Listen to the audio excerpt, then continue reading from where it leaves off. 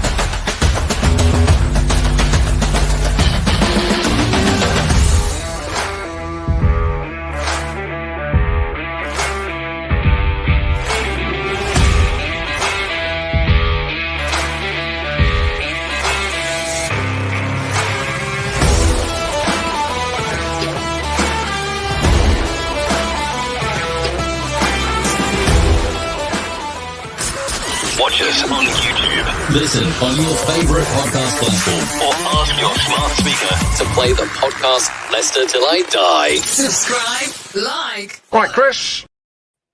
All right, how the devil are we all? Good evening.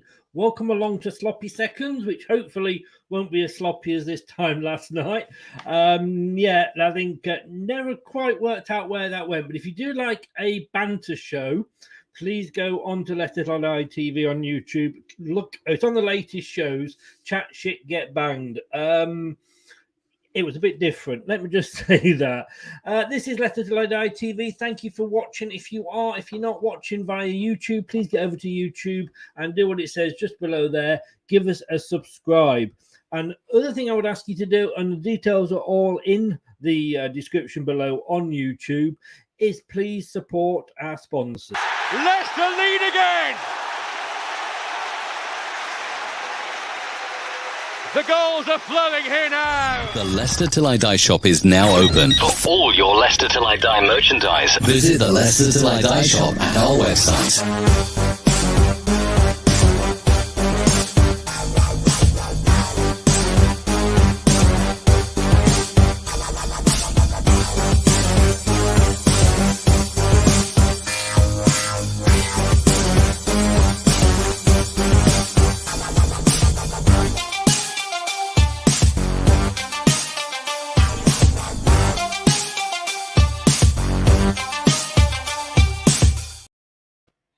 Hello, right? Yeah, please do support them. 5% discount if you are a gold member on this channel. There's bronze, silver, and gold.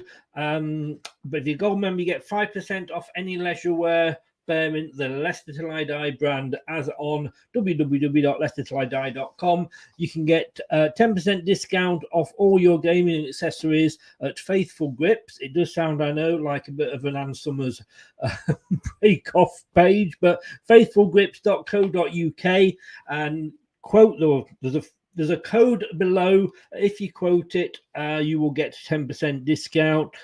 Intro and outro videos if you like them, and if you want one made for your own channel, $6, which is about $4.95 at introchamp.com and 3retro.com for the best football retro shirts and leisure wear. A load of Admiral stuff on there, which are brilliant for both club and country, and that's 3retro.com. Give them a support. Facebook user here, obviously, we'll come to you in a second, Facebook user. Let's get my guests in first of all. The fact that I was thinking about this man at 1 o'clock in the morning, please do not read anything into that. No, just don't read anything into it. Brad, good evening. How are you? Disturbed. I'm disturbed. I'm all right, mate. Much as I was when you popped into my mind. Well, I don't want to know. I don't want to know. We'll leave that topic of discussion there. Well, I mean, I should explain actually, guys, that if you were watching Brad's channel last night, A Matter of Opinion, you did a great show about conspiracy theories. Yeah, we did. It was a really good show. There was a lot that came from it, and so it actually ended up leading to a decision being made that they wanted more conspiracy theories. So we'll be doing a movie conspiracy theory in the next couple of weeks on the channel as well from it. So And really worked. what is that channel, sir? A Matter of Opinion. It's on YouTube. You can search it and you'll find it. And if you go on my Twitter at Full Time Focus, give me a follow. The link's in my bio to it. Yeah, it was really fun, really interactive. I actually heard some I'd never heard of before. Well, I wanted to listen to it so much, so I'm going to go back and watch it because I do love a good conspiracy theory, which is why at 1 o'clock this morning when I couldn't sleep, it popped up on the Yesterday channel that the moon landings were fake, and you popped into my head. I'm sorry, I know it's a scary thought because I was in bed, and it scared me, the fact that you were the first thing that popped up. Wow. What I love about it is you watch these things, all new information, and nothing's new, and you finish the program thinking you're still none the wiser. Yeah. But this gentleman did have a conspiracy, and I think he was just trying to sort of cover himself because he said, as you get older, your nose grows and your penis shrinks. Now, I must admit, I have had the complete opposite problem, but apparently I think Anthony's just trying to cover himself there. Good evening, Anthony. Hiya, Chris. You right, Brad? Is it not the cold weather? Well, no, it's just a conspiracy thing that I was taught when I was younger. I think it might have been from my uncle or something. He did say when you get older, your nose gets bigger and your penis gets smaller. Yeah, I think if an uncle's talking to you like that, mate, you maybe needed to have locked your door at night. Yeah, maybe. Welcome along. Was it Uncle Jimmy? Now then. Now, how can people find you, Anthony? Okay, you can find me on Facebook, Instagram, and Twitter at my name, Anthony Herbert. You can find me on LCFC Football United TV, and Leicester Till I Die. And Indeed. If you haven't liked and subscribed, make sure you do, because Chris does a good job, and it's not just on the channel; it's all the what he does in the background and all the efforts and everything that goes into this as well. So you are too kind, sir. You are too kind. Thank you very much. That's all right. I hope the check's in the post. My God, that's showing your age, isn't it? the payment is in the PayPal outbox. That's what we should be saying. Oh, that'd do, mate. That'd do. But links to both these guys' channels and their own socials are in the description below. So it's the debate show. It's Friday. It's 9 o'clock, and we are talking about football players. Now, the reason that I thought it comes up every season, this, we always say, like, are the footballers playing too much? There are too many games. And then, the teams take the players over to Thailand or somewhere to play. I mean, first of all, come to you first, Brad. Do you think there's too many games played by the players?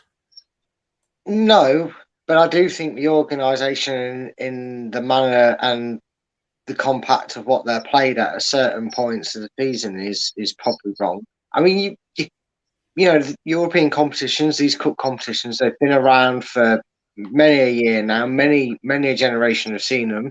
So it's not like it's something new to football that they played these games. In fact, the Premiership, I believe, started at 24, didn't it? And it's done, all 22, and it got cut, the number. So they're playing less opposition in the leagues. But through the years, the rules have changed to allow more teams to have more games. I don't think it's a bad thing that they're playing the games, the amount they're playing.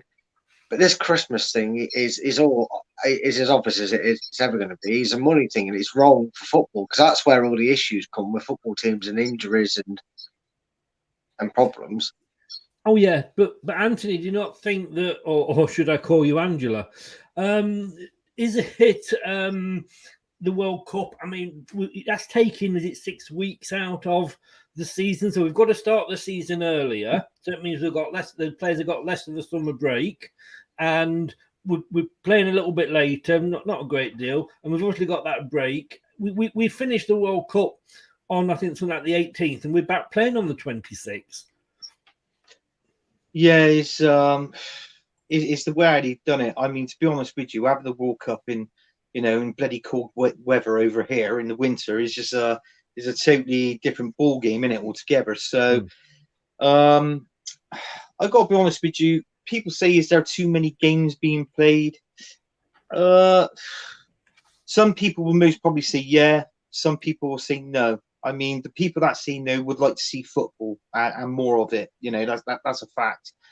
I think regarding the games, I think there is enough games being played, to be honest with you. I do. I think there's enough. I wouldn't want any more because, to be honest with you, is what are they going to come out with next? I mean, you've got a Champions League, you've got Europa League, now you've got Europa Conference League. Now, they're going to make something else up as well, despite our FA Cups and Carabao Cup games as well, you know. Yeah. Plus 38 games in the league. So, you know, it is... I think you know, I think it's just the right amount of games that's being played, because it's like what Brad was saying and you were saying yourselves. You know, as you go further on into the season, especially this season when we got the World Cup, it's more likely our players will get injured. You know, and obviously that's less players playing obviously in your team and in vital games. So, I mean, if that's the case, then I mean, surely if it's like they always say 25-man per team, 25-man squad, I think they'll have to up that. Really, I think they do, because you're playing too many games. I think the Champions League game, if I could say this, I think is in the title. You know, you win the league, you go into the Champions League. That is indeed. I would agree with you. And that could be another full show just talking about that. But Brad, I mean, the gentleman. I don't know if this was Terry or not. I mean, Terry was in after this as Facebook, but doesn't affect us in as we failed to qualify for Europe. But it does, because we still got those World Cup games. And all right, you could say, well, Maddison's not playing now, Vardy's not playing now, but the squads are so diverse. You know, we used to have Chris Wood, who was in New Zealand, who used to have to fly halfway around the world to play games. Now we've got, you know, how many African players in there? You know, we're buying them because they're good, but then obviously we're going to be losing them to friendlies, to internationals, and obviously to the World Cup. Yeah, but nothing comes without a cost. Nothing good comes without a cost, and it's whether you like it or not. If you know, you can build success. I mean, we ironically proved that. You'd say we still had some internationals in the squad that did it, but the great escaper in the Premier League win. And I know people go, "Oh, you're referring to that." Well, obviously, I'm going to refer to that. So I know the best about the best knowledge, but you can do it on limited quality and international talents. But if you want to make continued success, you have to go out and pay these 40, 50 million.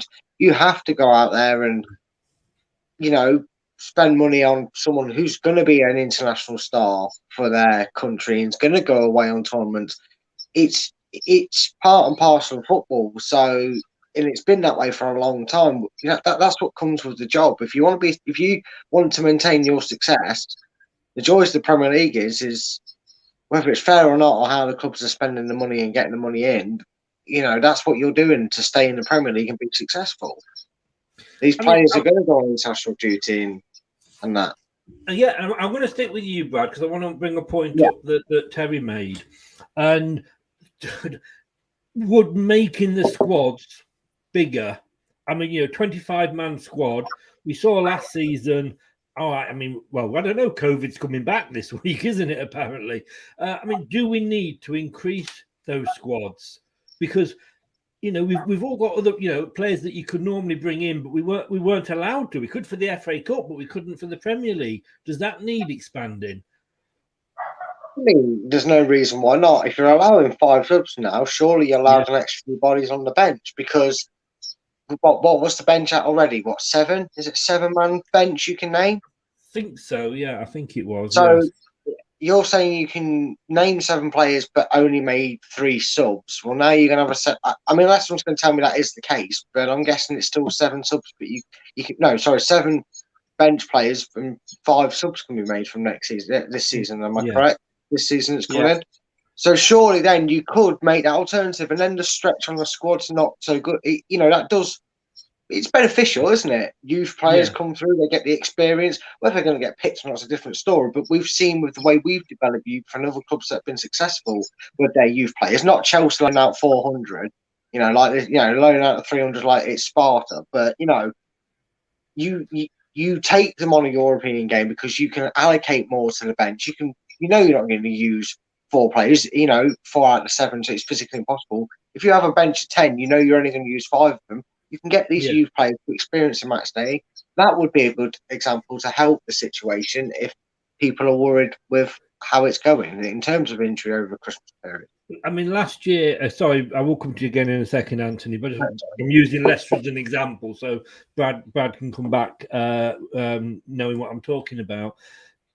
In Europe, we weren't allowed to pick Mendy because he wasn't in the squad, and some games we either didn't have a full bench, like you say, and I think it was about 3 or 4 games we actually had 2 bloody goalkeepers on the bench.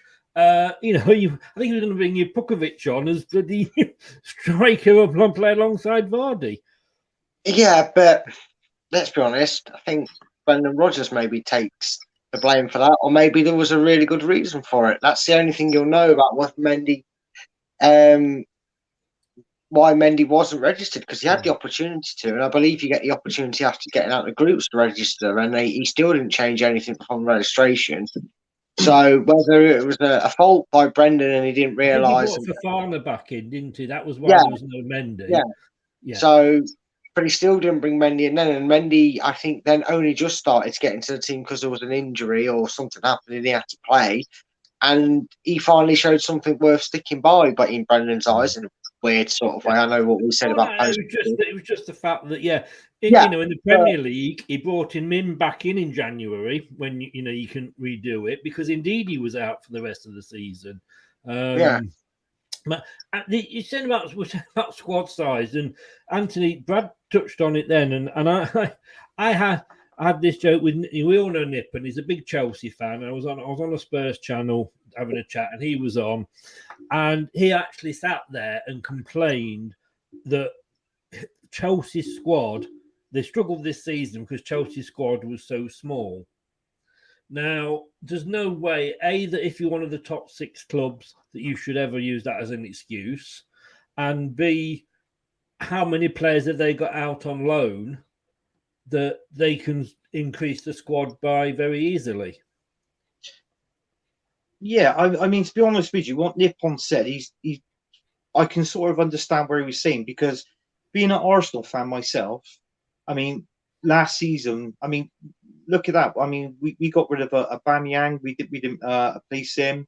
There was loads of players going out on loan, like Maitland-Niles and and Torreira and all this and that, and we had a really thin squad. And I think if we had just like one player out injured, where we was playing and winning games, you only want one player, and that causes that weakness in that certain area of the pitch. So, I mean, that's what happened with us every now and then. This was why we were sort of like losing games. Weren't you short of one player? I think it was a midfielder, but you'd loaned a midfielder out. Yeah, we did. Yeah. I think. Oh, who was that? Like I say, I mean, if you've got these, like I say with Chelsea, how many loan players have they got out? The squad is big enough. But the question is, and James has just brought this up, and I'm glad he has, because it's on. It's one of the big questions that I wanted to ask. When we're talking about friendlies and we're talking about football, international friendlies now. Yeah. You've got. Basically, you had pointless games, and I think for me, I think Sven ruined it friendlies for me, because I think it was Australia we played once, and we literally ended up with a different 11 to the side that started the game. And what you can see in a player in 45 minutes, I don't know. But we played our last league game, and I'll come to you with this one first, Brad. Then say the same question will be coming to you, Anthony. We played our last league game on the 22nd of May. Right. Okay, the Nations League has got rid of the meaningless friendlies, because it is better. I do honestly think that England are playing friendlies against the likes of Italy and Germany rather than San Marino and Moldova and what have you, or North Macedonia, sorry to mention them. But we finished on the 22nd of May, and within 14th of June, so within 3 weeks, let's say, those players were back on the pitch again, trying to sort of play, and they played on the 14th of June. The 7th of June. Sorry, so it was actually 2 weeks. 7th of June was the Italy game. And we then played on the 11th and the 14th as well. I mean, on the 4th, sorry, I'm going back. I've got them written the wrong way around here. I've started at the newest to come back. So the finished last game, 22nd of May. First Nations League game, the 4th of June. That's where it gets ridiculous, isn't it?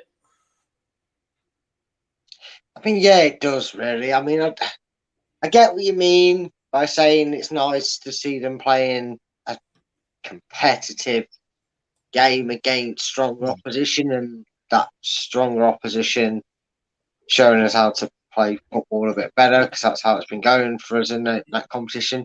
But here's just a wild idea. First time ever you've forced the hand to play the World Cup during an actual season, considering everything that's gone on in the last 3 or 4 years around the world. I might give them a break.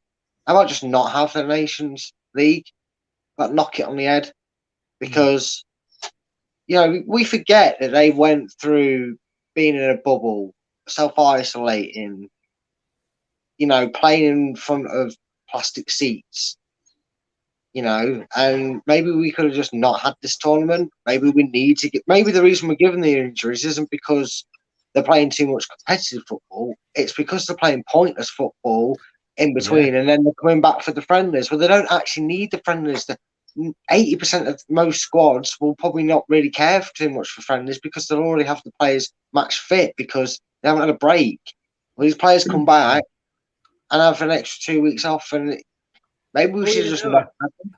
Having said that, that does give Man City obviously a bit of advantage, because they're used to playing to empty seats anyway. But boom. So I'd get that in there. Etihad, is it?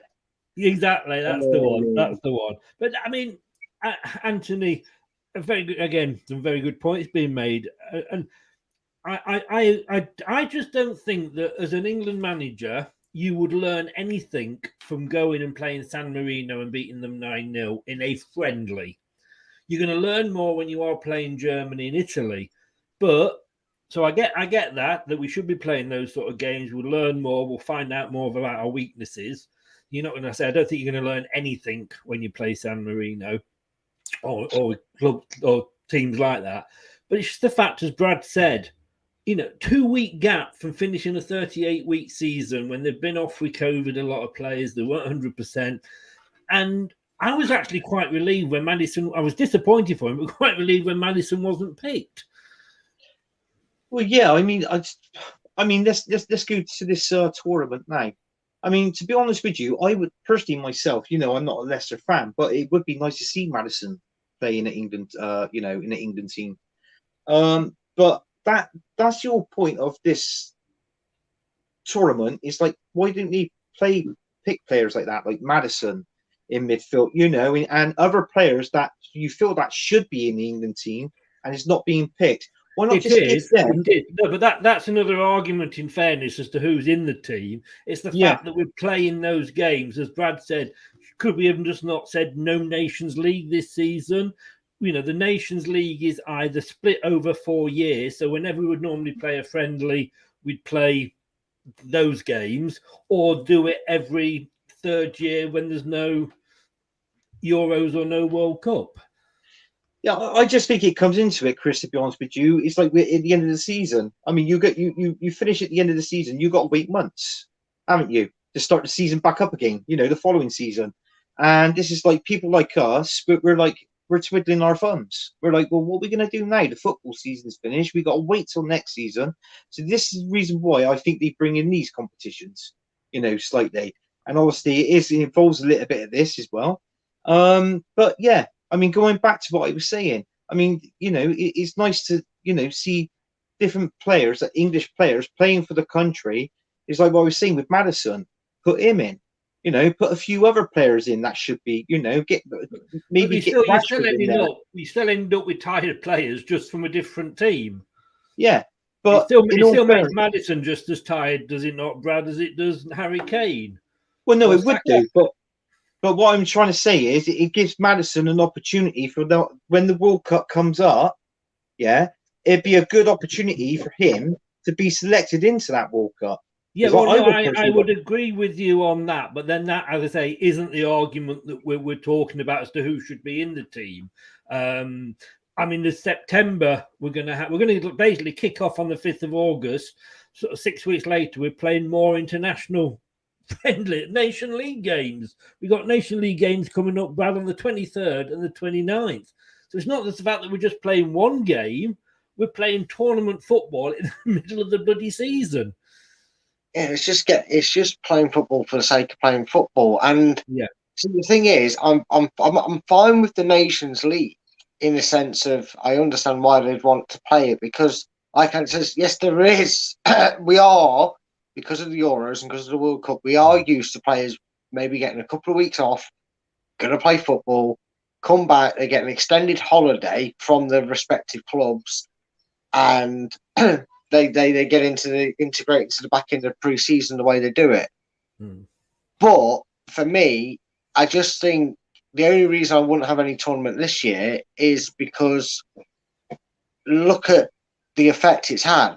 Bring it back, you know, when we've not got a World Cup, but we're not just talking like they're filling the summer void, Anthony. They've had to do that to compensate for the fact that we've got to play a World Cup in November, and now there's more Nations League. It's not necessary. It's not necessary. Squeezing, you know what? Squeezing two games. Two games, put a week game and a midweek game, and instead of them, play them instead. We get a good chunk of the season, and then you can have this tournament run. You can give them a gracing period, would it be, when they come back, so we're not instantly playing a game after the tournament ends, and these players can have the break. You're fueled up on football, then that's your dig. You don't need to be playing a Nations League game. You can continue this league and still get the season out of it because you give the players a break afterwards. We have to remember we're dealing with humans. I don't think football is the issue in terms of how many games we're playing. I think the issue lies outside what they're doing to get these games. It's like you're just playing football for the sake of it.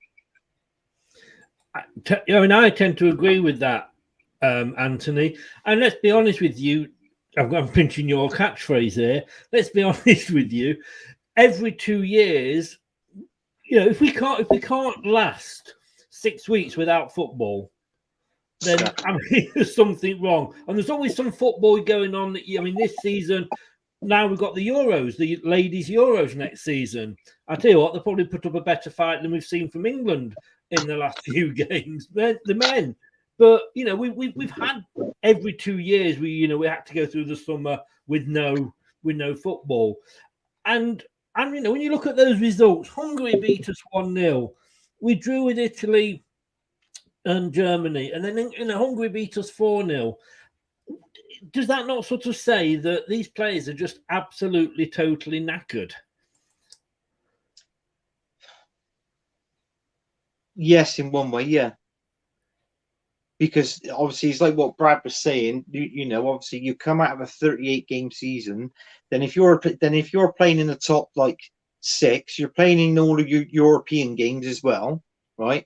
And then obviously you're being selected for England. Then it's just a total of knacker. But this is what I was saying about, you know, it'd be nice to rotate these players in each game, like, you know, sort of thing. But yeah, I know what you're saying. It's just it is. Sometimes, but I always find when is England playing, I sometimes find it's a waste of opportunity. It's like, well, why have they put it on? Why are they playing? It's like the friendlies in you know, in the midweek, you know, so there's no football in the middle of the week and the weekend because England's got 2 friendlies, and that always happens at the beginning part of the season. You think, well, why the bloody hell is England playing a friendly?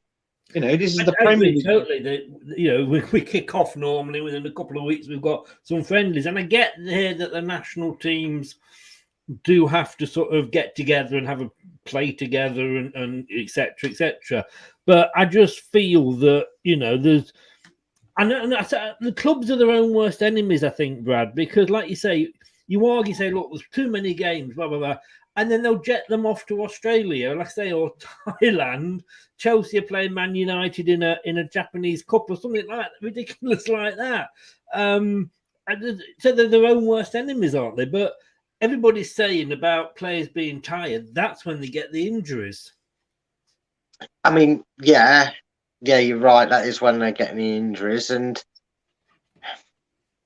it's just one of the things. I mean, there's so many conjoining factors behind it, and like you said, playing like Anthony said there, playing actually.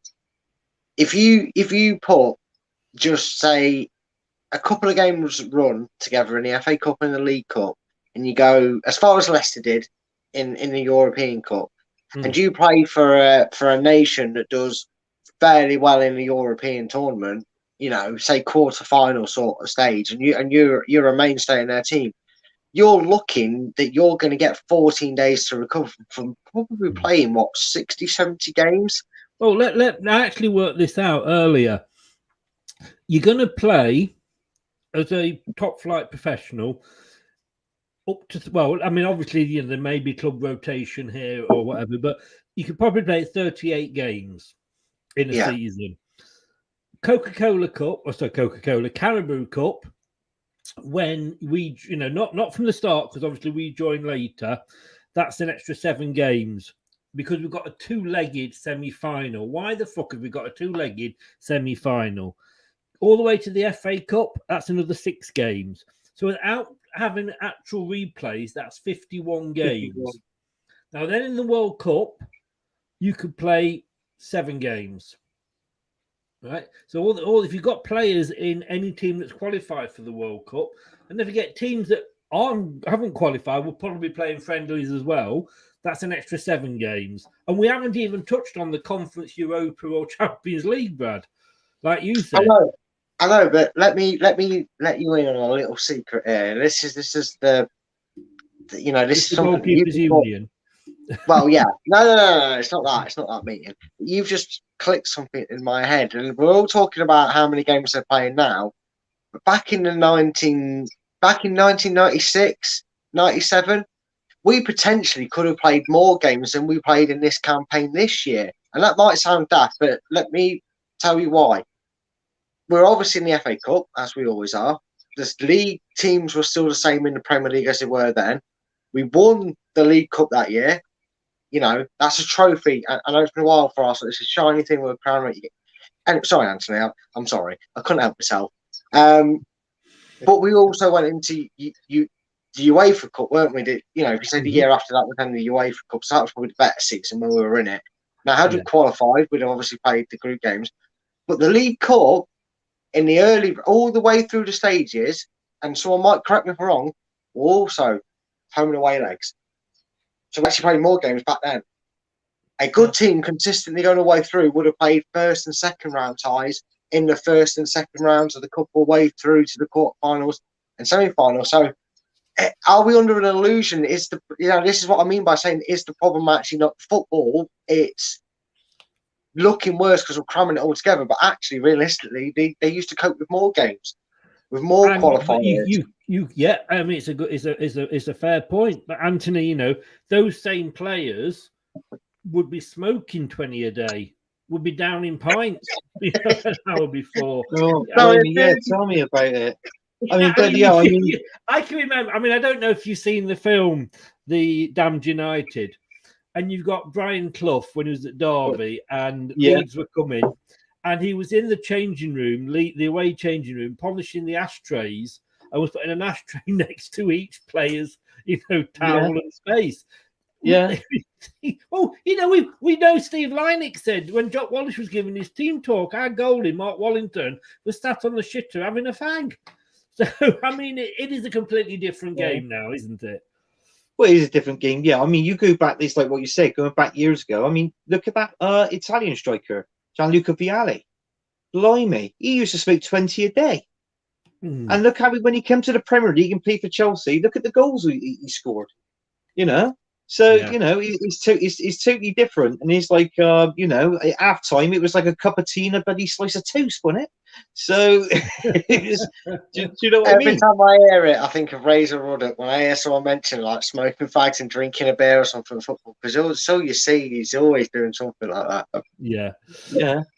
Anthony, I'll stick with you. This is your brother. I disagree with the break and amount of games they played. I worked all week, ate loads of junk food, and still played on a Saturday afternoon, and I was only on minimum wage. I mean, that's the argument that's always thrown up. The truth is, when we played together, right, he played right back and I played right wing, right? So I was in front of him, and this is a true story, right? It was half time, and we used to have like an orange at half time, and our manager said, "Get your sugar in because you need your sugar for half time to go out playing to the second half." That's what our manager used to say to us. Go, all right then, and we're at half time. We're there eating our oranges and chatting. Somebody goes, "Ant, where's your brother, Rich?" And I look down. He's down by the other goal mouth. He's eating a bloody pack of jam donuts at half time, right? Seriously, what are you doing, Rich? That goalkeeper that ate the pies that, you know, when he was. Well, the manager said we had sugar, so he's there with a pack of bloody jam donuts. 5 minutes into the second half, he's fucked. So I'm covering right wing and right back at the same. We had no subs that game. I think, Richard, you've just had your argument shot down there. I think the other thing as well is, in fairness, I don't know what his job was. If it was down the pits or something like that, I apologise. But it probably wasn't that, you know, like playing a couple of games midweek. And in all fairness, probably the game we played on Saturday was a little bit easier than probably playing a Premier League or a Championship game. Oh, yeah. I tell you, but I just let me come on to the point. Terry's come and gone, so thank you very much for popping in. Richard, and all smiles there for you.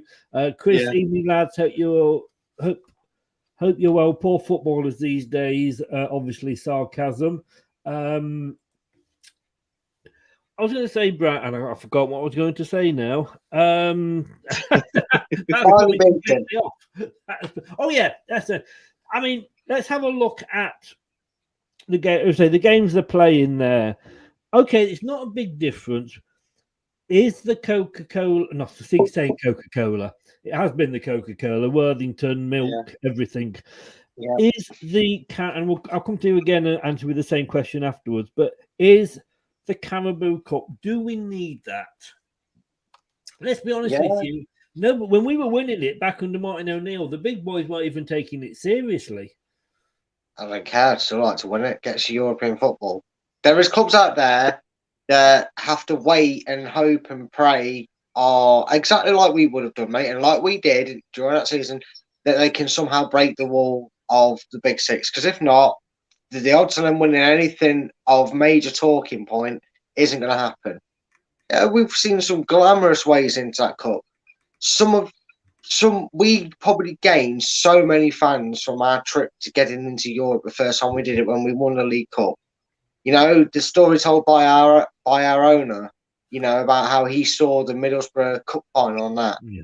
What I'm telling you, the fans and for that, if I was playing anywhere that could be Huddersfield, whatever, and I was a professional footballer and we was in the Carabao Cup, I'd be going out there to win it. I'd want to win it, and I wouldn't mind if Leicester won it this season. I really wouldn't, because there's another trophy in the cabinet. Why should you ever get bored of seeing reward for your hard work? Well, I suppose Tottenham could get bored. Well, yeah, Tottenham would love one, because it's the last thing they took in the silverware terms, isn't it? Anthony, just a sidetrack, Anthony. What team does Richard support? He's Man United in Bristol City. Man United. Well, he's just saying here it's designed for clubs like Leicester City to get a day out at Wembley. When was your last day out at Wembley, Richard?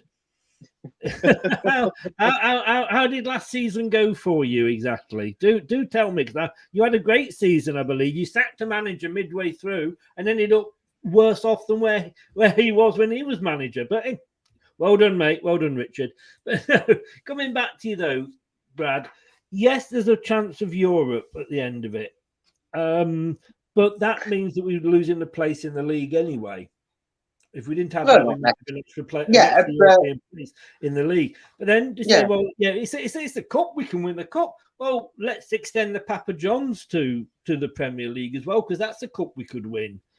No, that's a cup for development. You've seen that being put in a place, and it is helped to success for the young clubs, and it does help. It has helped expand and give extra purpose to the under-23s for anybody to come into.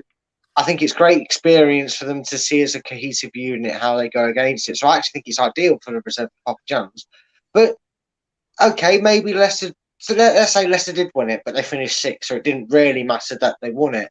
Why don't you then do the same thing as you do to, like, what is it? The English Super Cup. Sorry, Chris, I'll give it its proper term for you. Where it's like if you won the league and the FA Cup, second place would take the spot, or Europe's done the same, isn't it? Yeah. Why don't you do the same thing? If you've got to the final and the league dictates it, I don't know, maybe that's a bad idea, but it's still an achievement nonetheless to go, well, we finished sixth and got silverware to back it up and prove how we did it. It just proves you had a really good season. I mean, that. But if we hadn't got that cup to play in, for example, would we have had less injuries, and therefore would we have maybe done better in Europe and won that trophy instead of the League Cup? Yeah, but if and some buts, any argument is that, isn't it? Really? But no, and I get it, but we wouldn't be sat here. We wouldn't sat here saying that the Europa Conference League is a bag of Mickey Mouse rusted metal thrown together for a tournament if we'd have won it and got in Europe that way, because we had a season that. When we had the players and they were back fully fit, we saw how our back end of the season went, didn't it? That it became a good end season. We could see that had we had that maybe over the stretch of the season, we might not have done as badly as we had when we had that spell in the middle of the season. And if we'd have won the Europa Conference League, we'd be calling it the best thing since I spent, because we didn't get it in the league position. And if you look at Brighton, Brighton, Wolves, and West Ham are the three clubs that maybe want to look at that competition and really go for that, and I fancy one of them to probably win it, because I think a team like that could make a mark getting Europe that way, and that's how they keep progressing. You get that via the league. You get that via your normal 38 games. Richard, I'm going to actually take play.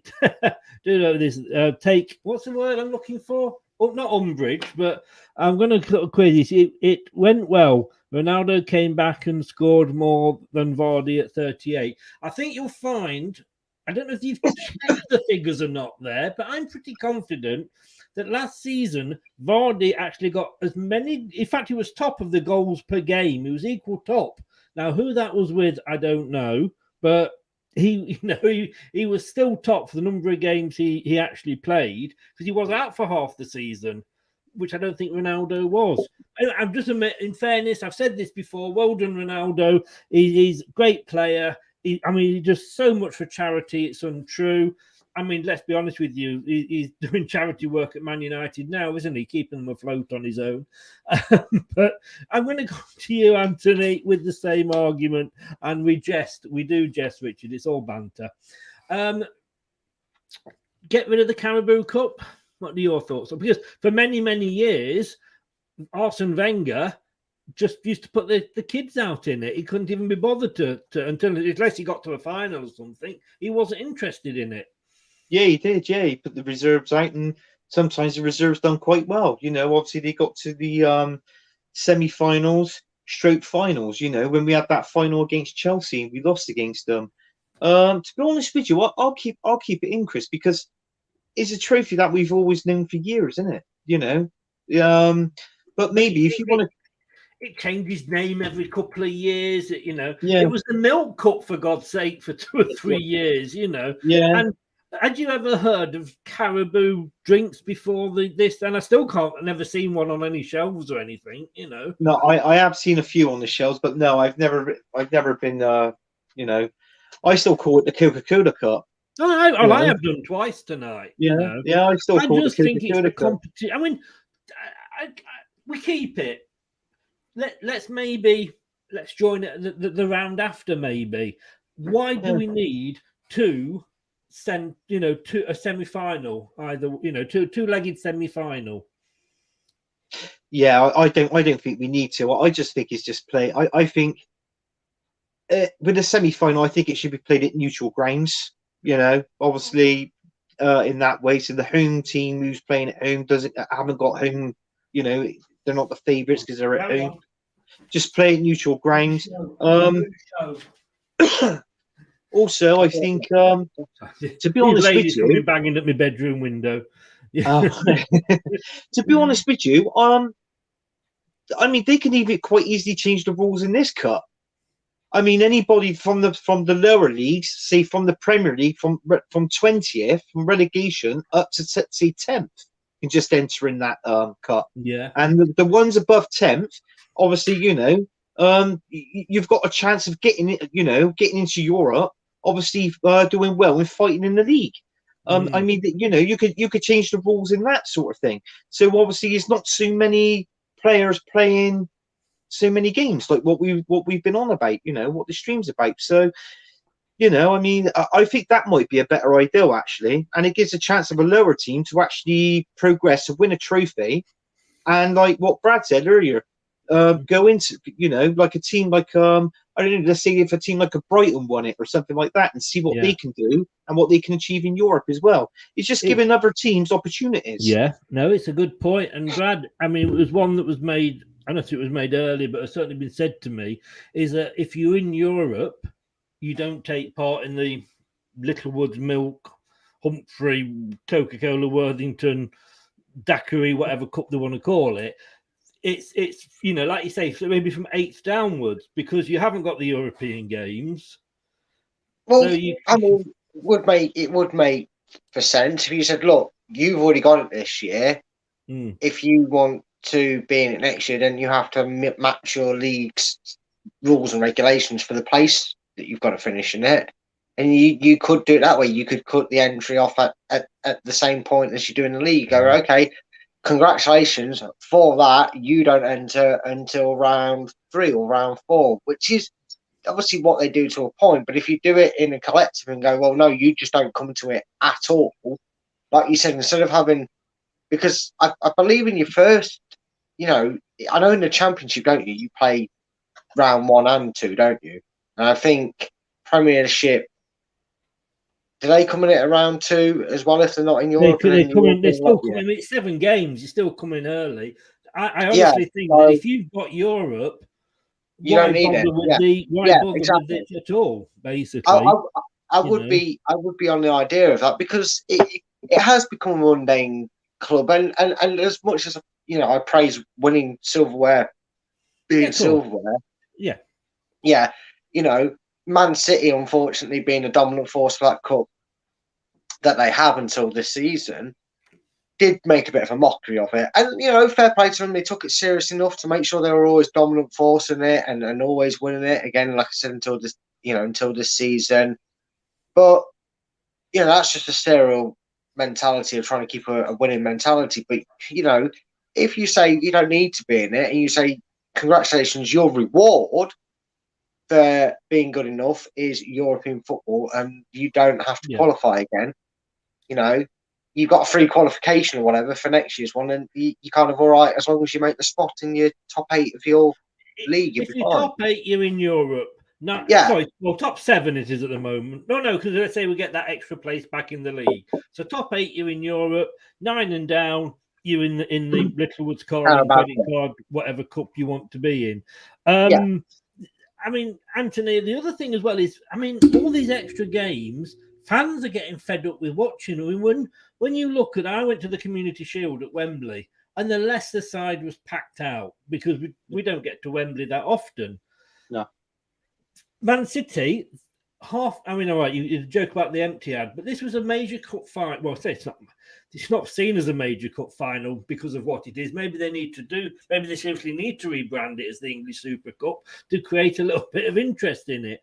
But the Man City end was half empty, and it wasn't even a full open Wembley for that.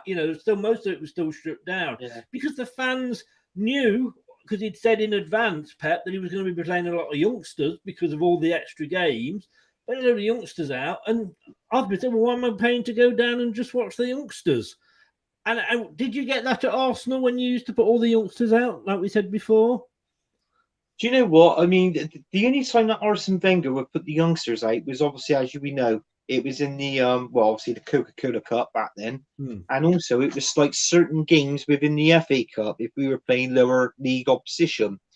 But in the Community Shield, it was always rotated between obviously your first team players and the players you had on the bench come in, like, you know, and maybe for those games where you did have the youth players in there, would you have gone and supported them? Would you have paid to go all the way down to London to see youth players in a no? Exactly. So you wouldn't at all. No, when you see an Arsenal play, you want to put, when you play the money, you want to see like the likes of back then, you know, your Thierry Henrys, your Patrick Vieiras, and you know, your Freddie Ljungbergs and Bergkamps, and that's the sort of players you want to pay and go and watch. But to be honest with you, I think with Wenger, he just done it. I think the fans. To be honest with you, you look at when you know it's going to be players like this and that. I mean, what's your capacity at Leicester? Is it like 30,000? 32, isn't it? It was damn 32. Yeah. Okay. Brad knows because he got the question in the quiz. What is it, Brad? Shut up. No, I didn't. But trouble is though, when you knew that that's going to happen, you're not going to get it all sell out. You'd be tying up with the away fans, you know, or you just have a bit more with it when the away fans come in. So, you know, you don't really want to pay to see your reserve players. No, you don't. And going on then, that leads me very nicely. And Brad's just having a he's watering the plants. It moves me on to the FA Cup. Now, should we? Because I say there we should be banning replays. You know, people will say, let's say for example, I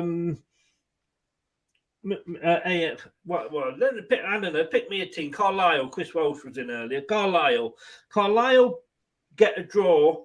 All Man United are coming down to play us or coming up to play them.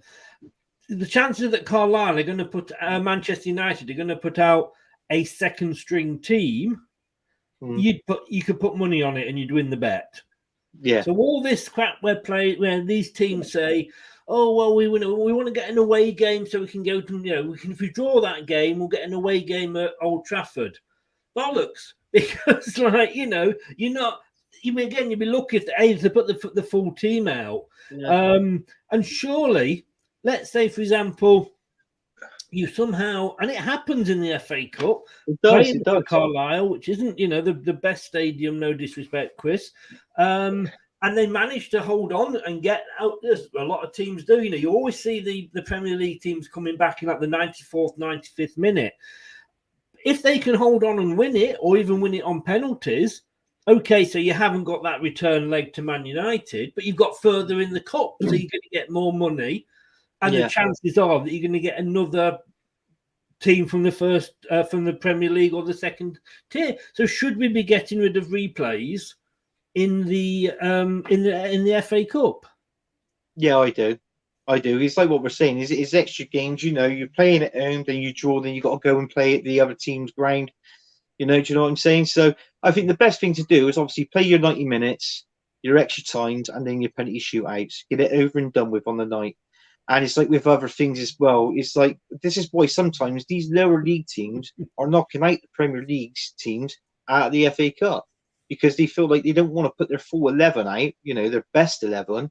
You know, they might turn around and say, oh, right, we'll have 3 or 4 first team players, and then the rest we'll just pack out with youth, you know, and give them a game and run around to get a bit of experience. But you know, it never works like that because you're playing up against, even though they're lower leagues than you're playing against their first 11.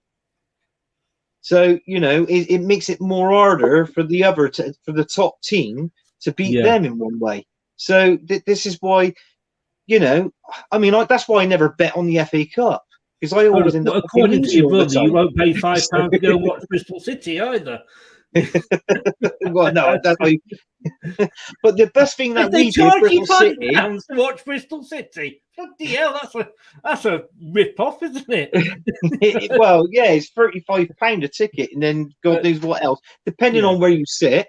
But in all fairness, it's like when we were in the Carabao Cup in Bristol City, knocked out Man United. You know, that was good, and they did. And believe it or not, Man United, they had their first team down there that time. That was when Zlatan played for them up front.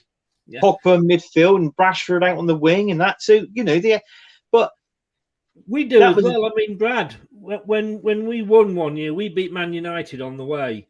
I think not sure which because we were in 3 finals when O'Neill was here, but you know that included. I think there was only like Roy Keane and Giggs from the first team that were in there.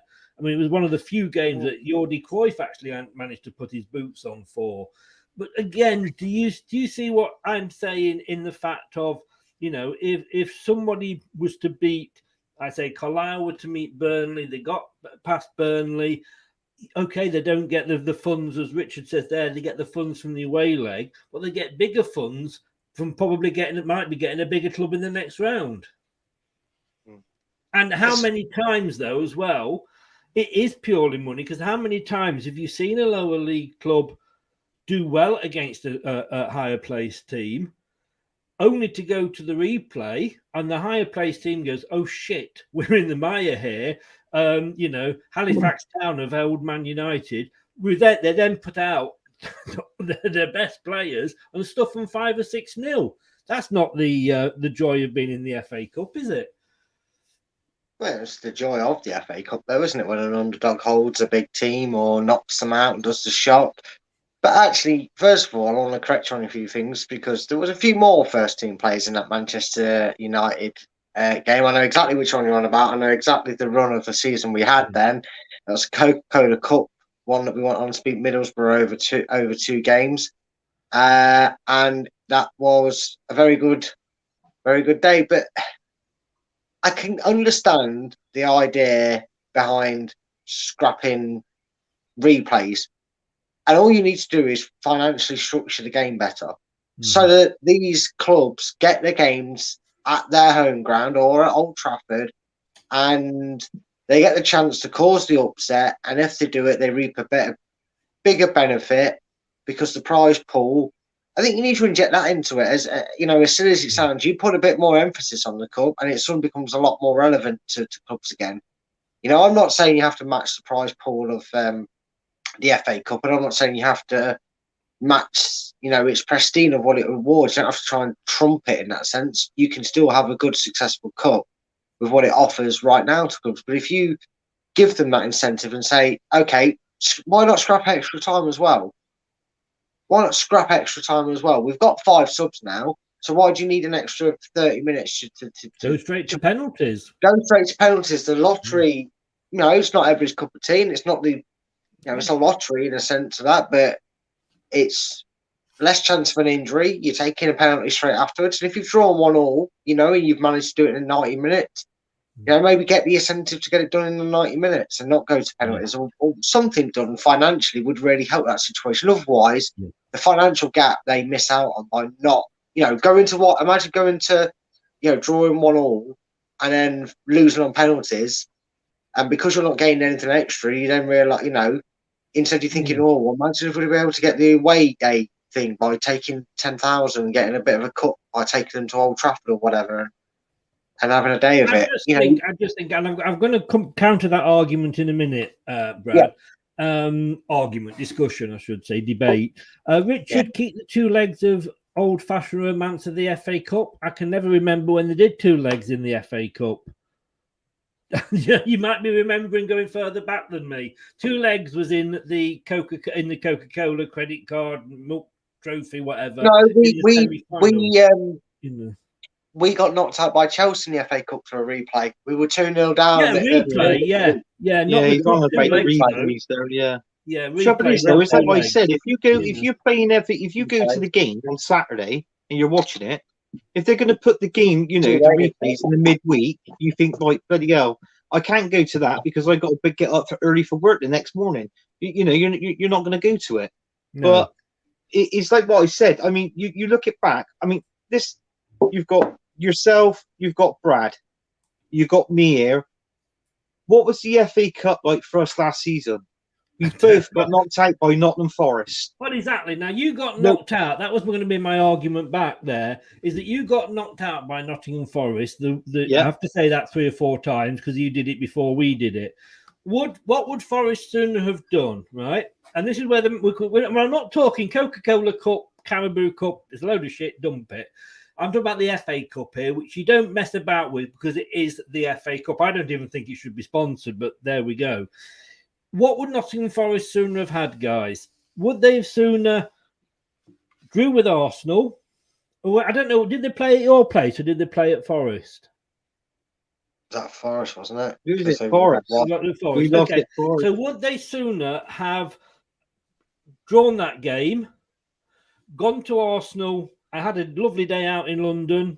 Bought the missus a little present from Harrods, a little key ring or something from Harrods. I'd, gone and seen the Palace and got stuffed and lost lost that replay because Arteta's realised, well, I've got to put better players out, play better tactics.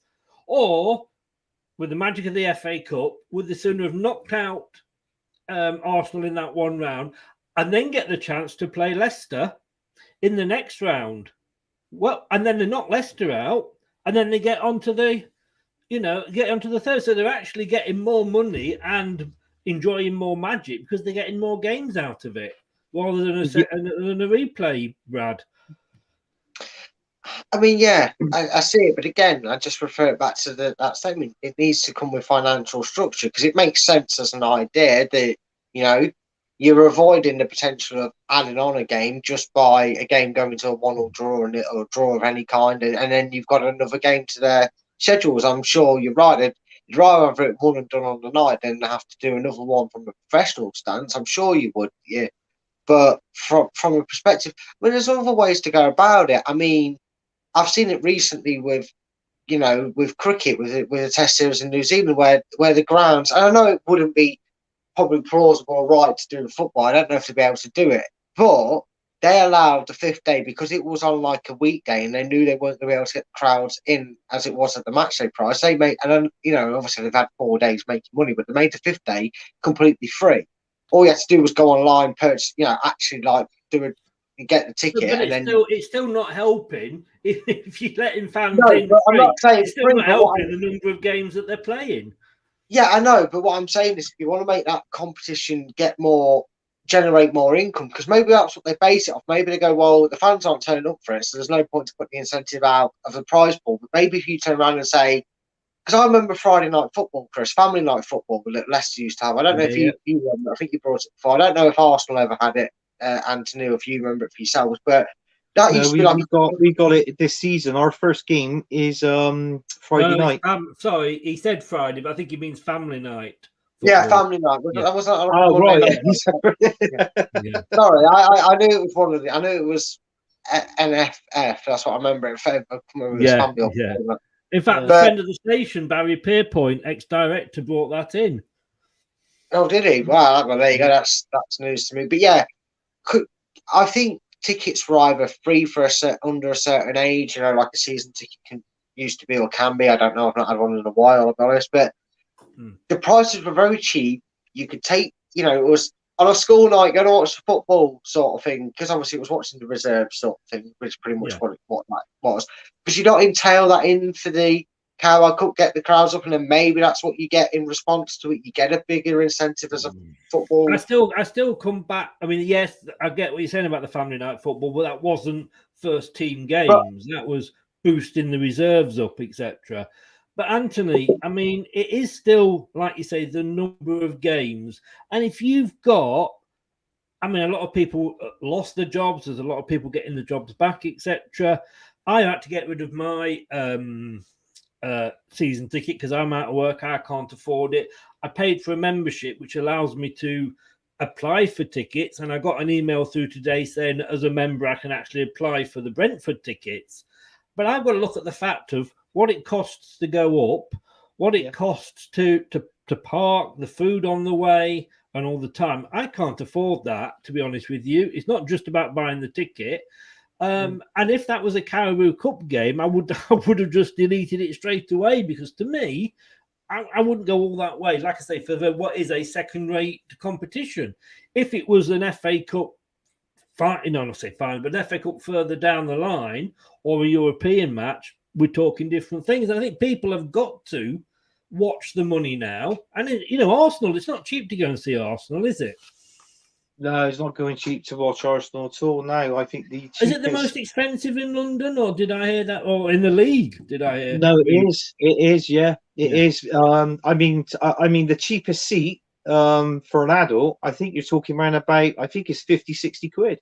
And that's right. That's at the back of the state, like far out, in one of the corners. So basically, what I'm saying is, for the price of that, you're sitting in a crap seat in a crap part of the stadium to watch the game, But it's like what I said. It's just, but yeah, what you said as well. It's like the people obviously losing jobs and this and that. I mean, away. I mean, blimey, you got to have at least just over £100 in your back pocket to travel. Do you know what I'm saying? And your food and your travel, a return, whatever it is you're getting, whether it's a bloody a bus, a train, or whatever, what I'm saying. So, it's just full on all the time, and that's how Man United fans can afford it, because none of them live in Manchester. They must be on some good money, the Man United fans. That's all I can say. I'll be honest with you, I don't know how clubs like Manchester United and Arsenal have the brass cheek to charge what they charge for a season ticket with what they've been displaying in terms of footballing quality over the last 2 years, and that comes with a bit of tongue in cheek as a dig, obviously, because I've got an Arsenal fan. But it is, you cannot say it's true in terms of where you were as a club, and I'm slight, sting in the tail there, but from where you were as a club to where you are now, you pay for your quality, at least from my experience, and it has been a while since I had a season ticket, and I know for a fact that Apple froze their prices for many years and only put up 20 quid.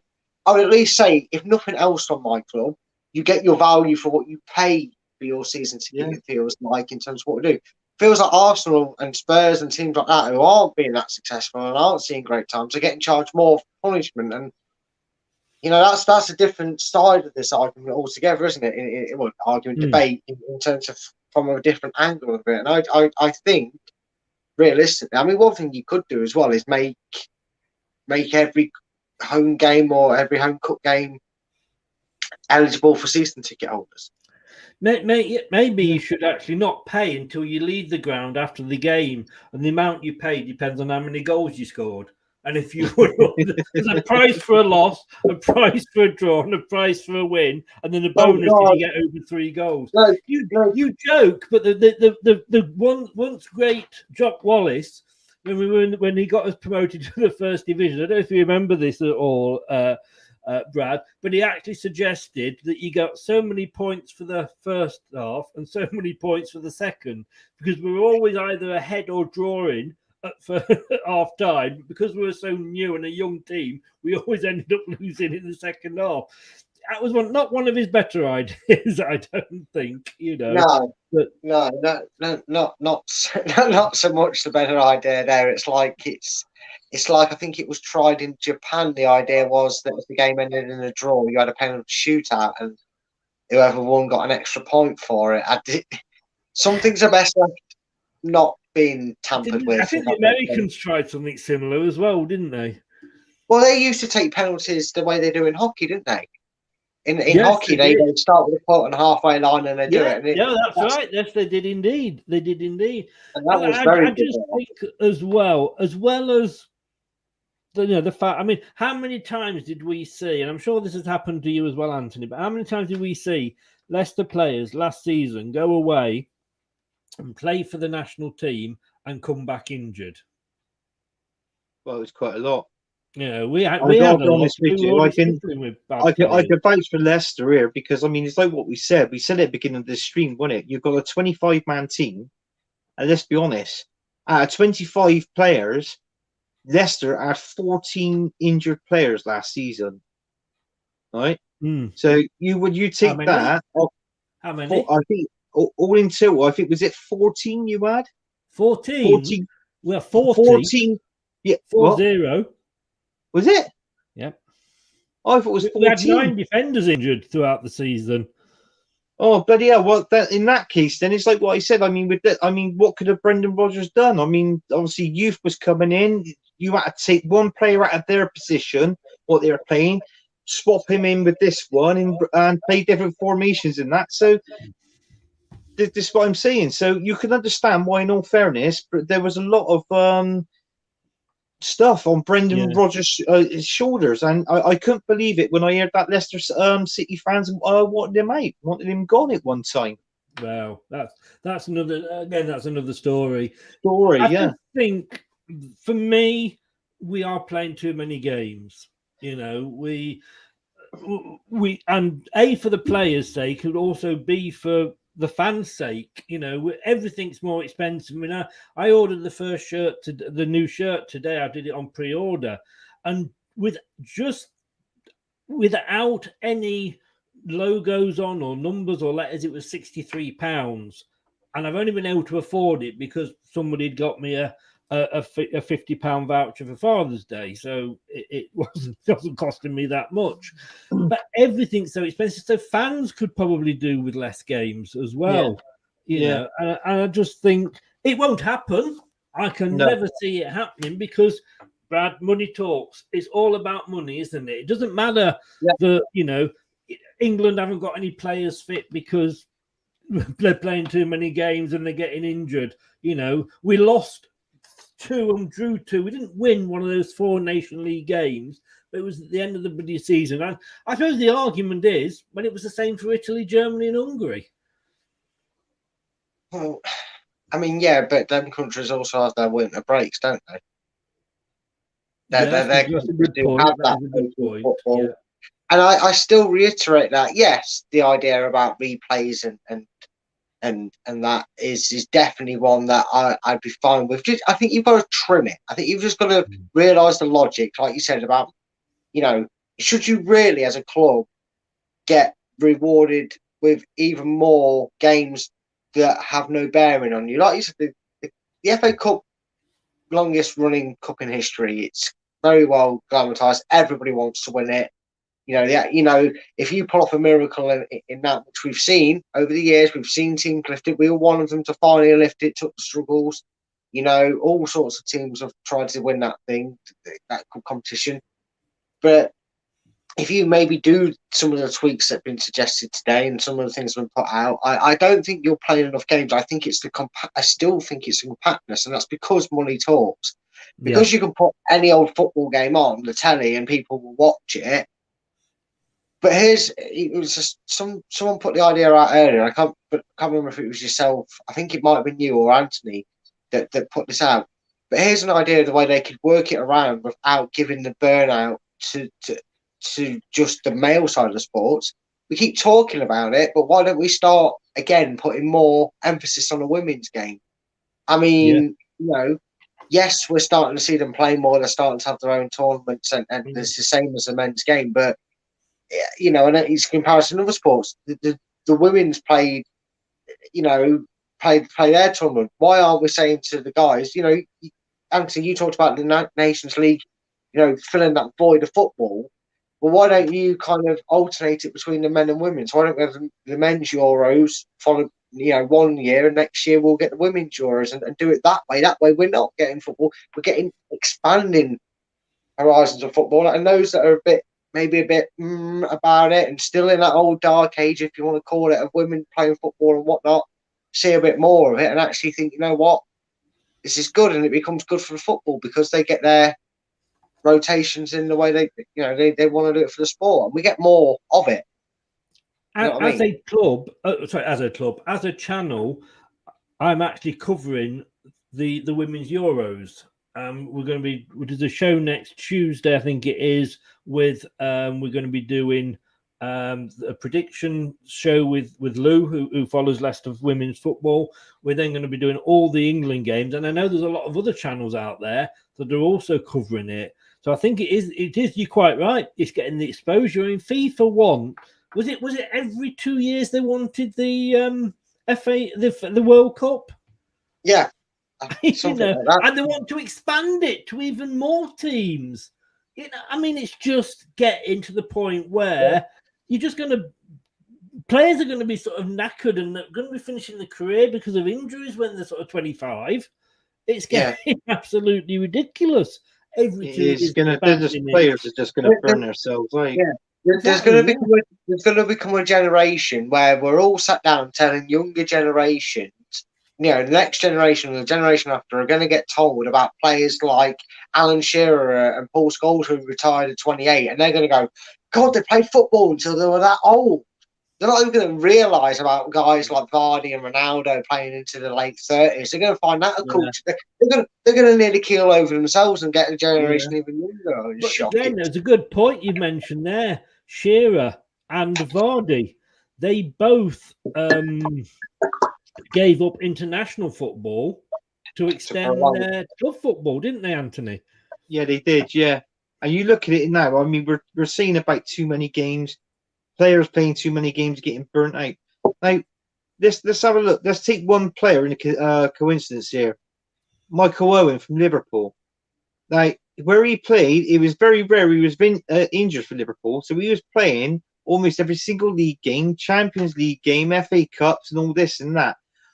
Towards the end of his Liverpool, towards the end when he played for Liverpool, he got burnt out, and then that's why they sold him to Real Madrid. And then he had a very poor season, 1 or 2 seasons, whatever it was, over in Spain. And then came back over here when he played for Newcastle. And to be honest with you, he didn't really hit off at Newcastle, did he? Because, I mean, Shearer was still there playing at that time. And it was all these games he was playing, he was just burnt out. He couldn't keep up. And then it was Manchester United. Then I think, was it Stoke, his last team he played for? Yeah. No, do not talk to me. It was just that, it was just that. I mean, all these good players we've had, and they've all got burnt out all over the years, that sort of thing, I mean, people do need a rest, and everybody's different. Everybody's body works different each way, or whatever it is you want to do. But, I mean, to be honest with you, you've got to have, if you're going to play more games, the quantity of the teams, they said, is 25 man per team. You've got to up that. You've got to up it, and you've got to. It gives youth a chance to come in, get a play, get a few games under their belts as well, and it takes the pressure off the first team players as well. Yeah. So Richard, your brother says there, and I was watching it early before we started live, and actually Israel, who did very well to get to the final, the first sort of non-big club or country or whatever they were calling it to get to a final, actually went 1-0 up. So congratulations to England under 19 for winning it 3-1. James says the expansion of the UCL is also ridiculous in the next few years. Also, BBC have got the rights to show highlights of the Champions League. And remember Arsene Wenger's suggestion of a World Cup in every 2 years? Oh, it was Mr. Wenger, was it? It was Wenger, yeah. It was Arsene Wenger. And the next stupid thing he said was saying a top 4 as a trophy. Do you remember when he came out and said that? Well, was he still manager at Arsenal then? And only yes, he was. Yes, because that was when it was the Champions League then, wasn't it? Because it used to be the top 2, then top 3, now top 4. But Brad, we are expanding and expanding. Actually, World Cup's going to be expanding. Champions League's going to be expanding. It is getting to the point of, like we said, we're going to have burnout with clubs. And are we going to see maybe like the leagues, like the Premier League, go down like Scotland to 12 clubs or something? No, God, no, because there's, No, I'm not saying I want that. I'm just saying, is that an option that this will lead to? No, don't say it. Stop saying it, because I'll eventually hear it, Chris. Stop saying it. It's conspiracy. I don't want it. I don't want it, honestly. No. No, but the thing is, the sad thing is, you actually make a really valid point. So you think they've already tried to do the Super League. So what if the next attempt they try to do is to split the English league into 4 and do it the way they do it over there? And God, no, don't even fathom the idea. If you're somehow listening to this and you're thinking that's a great, no, it's not. Do not do it. No. I definitely agree, guys. It's been another interesting one. I did wonder if we'd be able to sort of speak for half an hour on this one, but we've actually spoken for nearly an hour and a half. So I think the basically thing is that as long as money is in rules football, that we're just going to see more and more games, and we've given them a lot of options. We've given them, let's get rid of this cup, let's get rid of replays, let's have bigger squads, etc., etc. We know none of it will be listened to. So, unfortunately. But good luck to the women next week. Well done, like I say, to England under 19s tonight in winning that. Guys, thank you both for coming on. Anthony, give us a shout out of where people again can find you. Your details are below in the YouTube description, but just give a shout out where people can find you. Yeah, you can find me on Facebook, Instagram, and Twitter. My name is Anthony Herbert. You can also find me on LTIDtv, Football United TV, and also on Leicester Till I Die on this one. Brilliant. And I apologise to anybody who wasn't expecting that full screen version of Anthony there. And if he's made you feel ill, I am covered by a solicitor. Anthony, thanks very much, mate. Take care. Speak to you soon. I'll see you, Chris. See you, Brad. Mate. Brad, where can people find you? They can find me mainly here, but they can actually find me on Twitter at Full-Time Focus, and they can find me where I run the YouTube channel A Matter of Opinion. Like I said, go on Twitter at Full-Time Focus, give me a follow. You'll find the link to it there, and there's loads of great sporting shows on there, as well as other things. Chris has joined me a few times on there, but yeah, that's where you'll find me, mate, on Twitter and here, and my YouTube as well. Cheers for that, and thanks for having me on. Enjoyed the show. All the Christians that are watching were probably very pleased that they could see you full page there. Thank you, my son. You're welcome. I'm gonna have some wine in a minute. Bugger the biscuit. I'm just gonna go straight for the wine. Thanks very much, mate. Good luck with your channel. Is it the next one you're doing? It's another conspiracy theory? Is it? No, that is one that is in the pipeline that I've written down as an idea. Well, it's a show that will be happening. It will be one. If anyone's interested, the next one I'm doing, actually, because I did say I'm doing a sports one, is going to be discussing sports around the world. It's going to be talking about sports maybe people don't know about. You know, we'll talk about the big franchise sports, obviously like baseball, the NFL, and all that. That's obviously in America, so. They have a World Series, don't they? Well, they do. They literally do. We're talking about stuff like that. The funny thing is, Brad, I actually, as you know, I refuse to pay for Sky now, so I have a Fire Stick, and the channels that you get, certain sporting channels you get, actually come over from Ireland. And I hope you are going to include, because they have this funny thing with where they scoop the ball up and run with it, and they have to flick it over the net or something. Yeah, I know it. I know the sports, man. I know the sports out there. I lived in Ireland for a bit. I was introduced to them sports out there. So yeah, I know. I can't remember what it's called. So I apologise to any Irish that watching. Richard says, "Full screen of Anthony, 7 years bad luck." Yeah, well, we didn't want to tell him that, did we? Go on, I'll let you come back to that. What are you going to say to him? You're right, Rich. One of those, are you? Oh, brotherly love. Thanks a lot, guys. We'll speak soon. Take care. Thanks very much. Take care, mate. Cheers. Oh, I always forget that I used to always start all my shows at 7. Now I'm starting them all at 9, so it's going on a bit longer. Thanks, everybody, for joining in. Thanks to Richard, to James. Nippon popped in at the end there. Who else do we have in the chat? David earlier was in. Thank you very much, young man, for coming in. Chris Welsh popped in. Thank you very much. And David, thank you very much. Static was in as well. Thank you all very much. And Terry popped in. Thank you so much for joining us, because I say we'd still talk. We'd probably still have these conversations with nobody was, you know what us old people are like. They're just talking about football, and we're here 3 days later still talking. But thank you very much. I'm going to ask you to do one thing, as I did at the start. Would you please support those companies that support this station? Leicester lead again! The goals are flowing here now. The Leicester Till I Die shop is now open. For all your Leicester Till I Die merchandise, Visit the Leicester Till I Die shop at our website.